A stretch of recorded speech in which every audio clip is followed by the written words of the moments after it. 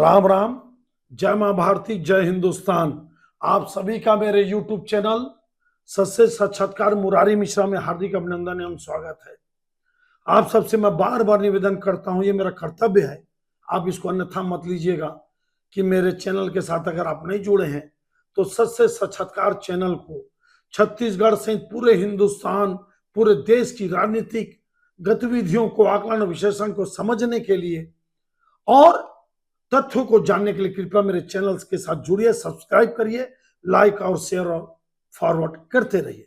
आज हम लोकसभा चुनाव के बाद, मोदी जी के प्राइम मिनिस्टर बनने के बाद, मंत्रिमंडल गठन के बाद एक बहुत बड़ी परीक्षा की जो घड़ी है, लड़ाई है, लोकसभा अध्यक्ष और उपाध्यक्ष का चुनाव, उस पर कुछ आकलन और विश्लेषण और कुछ गणित पर चर्चा करने का प्रयास करते हैं। क्या चर्चा चल रहा है? चुनाव हुआ, मोदी जी हार गए, मोदी जी हार गए, बैसाखी की सरकार है। मैं इस पे बोल चुका हूं, कोई मोदी जी नहीं हारे, एनडीए मिलकर लड़ा था, एनडीए बहुमत में आया, सरकार बनी, ठीक है, 240 सीट आई, लेकिन पूरा विपक्षी को जोड़ दोगे तो 232 है। मैं फिर आपसे बोल देता हूं, किसी को गलतफहमी नहीं पालना चाहिए। बैसाखी की सरकार है, चंद्रबाबू नायडू और नीतीश कुमार की बैसाखी की सरकार है? बिल्कुल नहीं। बैसाखी किसको बोलते हैं? जब आप खरीद के या किसी से उधार लेकर सहारा लेते हैं, उसको बैसाखी बोलते हैं। जिसकी टूटने की संभावना उस बैसाखी की, ये पहले से मिलकर लड़ रहे हैं। ध्यान देना, ये चुनाव के पहले के ये आधार स्तंभ है, ये बैसाखी नहीं है। स्तंभ, कॉलम और बैसाखी में अंतर है। ये स्तंभ है, स्तंभ भी टूटता है, ऐसा नहीं कि नहीं टूटता, लेकिन आसानी से नहीं टूटता। बैसाखी तो कभी भी टूट सकता है। लेकिन याद रखिए आप, चंद्रबाबू नायडू अगर एनडीए को छोड़ेंगे तो खुद राजनीति नहीं कर पाएंगे, ना अपने तमिलनाडु में, ना हिंदुस्तान में।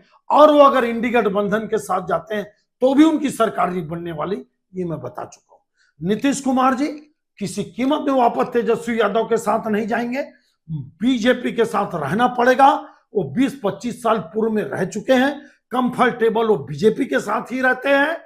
तेजस्वी यादव के साथ उन्होंने 2-2, 3-3 बार बनाई सरकार, वो नहीं रह पा सकते। 4-6 महीना रहते हैं, साल भर रहते नहीं रह सकते, ये मान के चलिए, क्योंकि उनके खुद के वोट बैंक, उनकी खुद की राजनीति डाउन होते जाती है।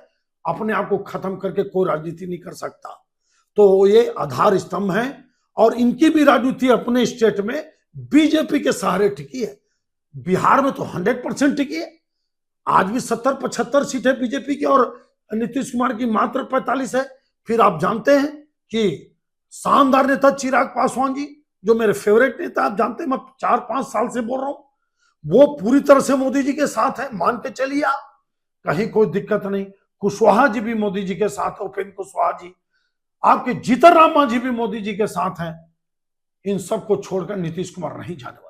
अब लोकसभा अध्यक्ष तो क्या बोला गया, इनको अपना गृह मंत्री मानना चाहिए। देख लेना, मोदी जी गृह मंत्री नहीं बना पाएंगे भाजपा का, विदेश मंत्री नहीं बना पाएंगे, फलाना ढिमका, चैप्टर क्लोज।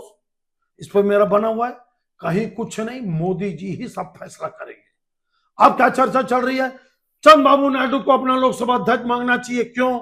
अगर तोड़फोड़ होती है तो उनको लोग, देखिए लोकसभा अध्यक्ष का पावर बहुत इतना ज्यादा है लोकसभा के अंदर कि उसको सुप्रीम कोर्ट में भी आप चैलेंज नहीं कर सकते। ध्यान रखना, जब तक संविधान के खिलाफ ना हो, लोकसभा अध्यक्ष और विधानसभा अध्यक्ष के पावर को चैलेंज करना आसान नहीं है, लगभग असंभव है। तो इनको लोकसभा अध्यक्ष अपना बनाना चाहिए। नीतीश कुमार जी क्यों समर्थन दे दिए?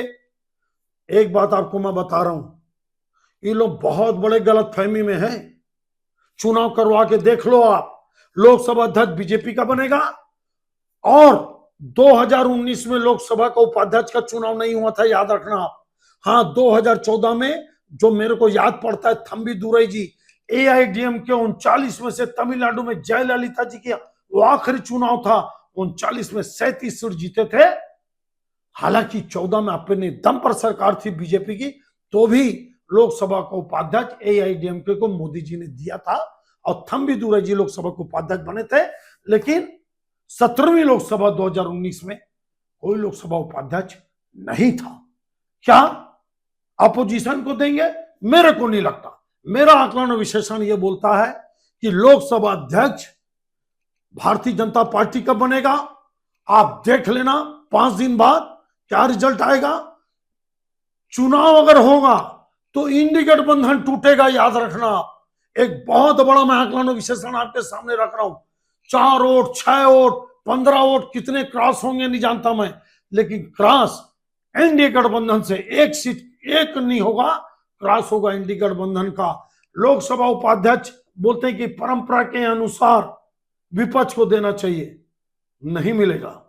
देख लेना आप, जिस ढंग से विपक्ष राजनीति कर रहा है, जिस ढंग से, अब किसी के लिए बहुत अच्छा है, लेकिन मैं मोदी जी के नजर में बोल रहा हूं, वो मोदी जी, भाजपा और इन एनडीए गठबंधन बिल्कुल सवाल ही नहीं है।